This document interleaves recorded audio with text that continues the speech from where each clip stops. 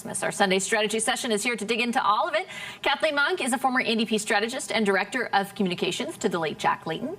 Corey Teneycke was Ontario Premier Doug Ford's campaign manager and former director of communications for Prime Minister Stephen Harper. And Scott Reid is a former communications director to Prime Minister Paul Martin. Hi, everybody. Good to see you. Kathleen, I'll start with you. Some interesting strategy going on that is having an impact, I think, beyond the House. The Liberals are, I think it looks like, given all those opposition day motions before that ultimatum day. Is that smart strategy in your view? Well, I think it's smart for the Liberals to kind of front load all those conservative opposition day motions because then they have less of a threat going forward. But what I don't think is smart strategy is actually what Yves-François Blanchet did. I don't think you go out and you say, here are my demands, and this is the date that you must meet them, because it's not actually that strategic, because then actually the Liberals have been able to work around that. And remember, it takes 3 parties to try to topple the Liberals. And Yves-François Blanchet has said he will only seek to even talk to their opposition parties after the date of October 29th. So they're not even going to get on board. So I think really the upside is low chance of an election before December. We are at heightened readiness. But frankly, it could end up that actually New Democrats or another party is in the catbird seat come in the new year in 2025. Scott, do you think the Bloc saliently changed anything with their demand? Do you think it was smart or not smart strategy? Well, when Kathleen says that could leave the NDP in the catbird seat, it could leave them actually a cat underwater, is what I think. Nobody really wants to be last man standing with all of the pressure on you. What are you going to do on this vote? Will we or will we not force the country into an election? Then the NDP maybe start to think about, well, what kind of demands should we make? And then what happens if the government doesn't want to meet them and you get this game of chicken? So, I actually thought that Blanchet, it may be an indication he's not really that serious about forcing the country into an election. So he's drawing lines that he thinks that the government can work around. But the undeniable reality is, like, the cheese just gets more binding where we are now, right? You've got confidence votes all the time. You've got different dynamics. People are unleashing demands. Then you get emotions. You get people screaming and yelling in the House of Commons. Like, all of these things, this is combustible chemistry. And this is what makes minority parliaments so unpredictable and so dangerous to the sitting government.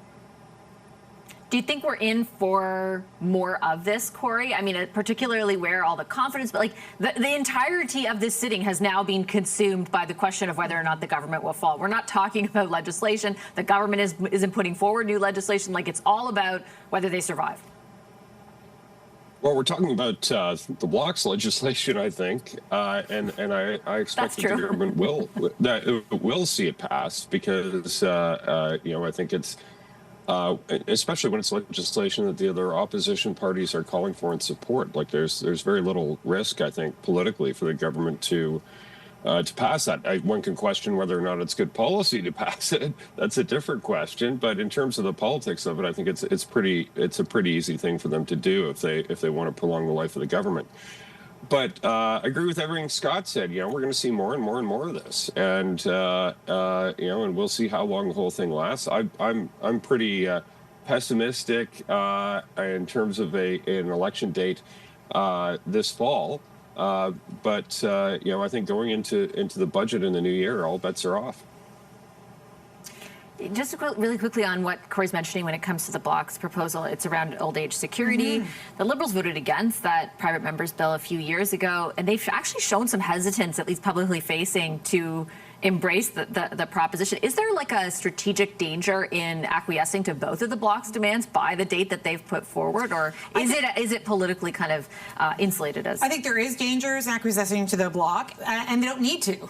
They don't need to, and that's what I think my colleagues aren't glomming onto, because frankly, if they have front-loaded the Conservative opposition day motions and they maneuver around the Bloc, the Liberals don't need to say yes to the Bloc. It's also not the right policy, frankly, because those who are 65 plus don't need the help as much as young people do. It's young people that are having a hard time getting employment, and young people who don't have access to our broken EI system. It's young people who can't afford to pay their rent checks. So if you're looking actually to, Liberals could nicely sidestep the Bloc, actually eliminate the threat of the Conservatives because they've front-loaded their 5 opposition day motions, and then they can, basically create a fall economic statement that is so packed with goodies that it'll be impossible that New Democrats won't want to not vote for it. It'll have pharmacare, or it'll have extension of dental care, or other things. So they can actually basically, because Blanchet has done this thing where he set this date and been very clear about his policy asks, the Liberals can forecast what's happening from here to December 10th. And I think they can move around it quite easily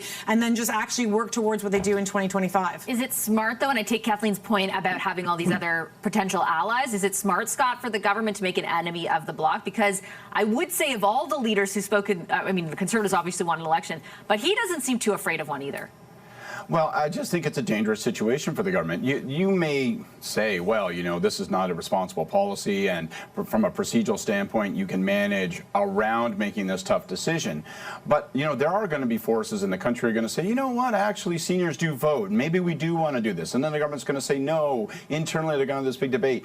No, we want to be responsible. What happens is that you unleash rational and irrational factors. And so I don't think there will be an election before Christmas, but gee, it becomes a lot less difficult to predict. And the other thing I would say, and we've mentioned this before, as we get closer to Christmas, right, the Bloc and the NDP have to think about, gee, does that become an escape hatch for the Prime Minister? Is that a time when they might prorogue? Or is that in a time where he may take the holidays to reconsider his own future and we lose the opportunity to run against Justin Trudeau? So the math is complicated. But with respect to with respect to the prospect of the Prime Minister leaving, you know, which is I agree with Scott, something that I think all the other parties would prefer to have him exactly where he is right now. I think it's very unlikely until after the U.S. election. Like they really, the Liberals have been holding on to that as like, you know, a faint hope clause, some sort of, you know, magical event that's going to occur that's somehow going to rescue them from the negative polling numbers that they've seen. And so I think they're going to want to be around until, you know, and he's going to want to be around as Prime Minister until they see what happens with the U.S. election, which is, of course, at the beginning of November. So I think all the stars are aligned to keep the government around till Christmas. But, geez, it will be unpredictable past that point, in my view.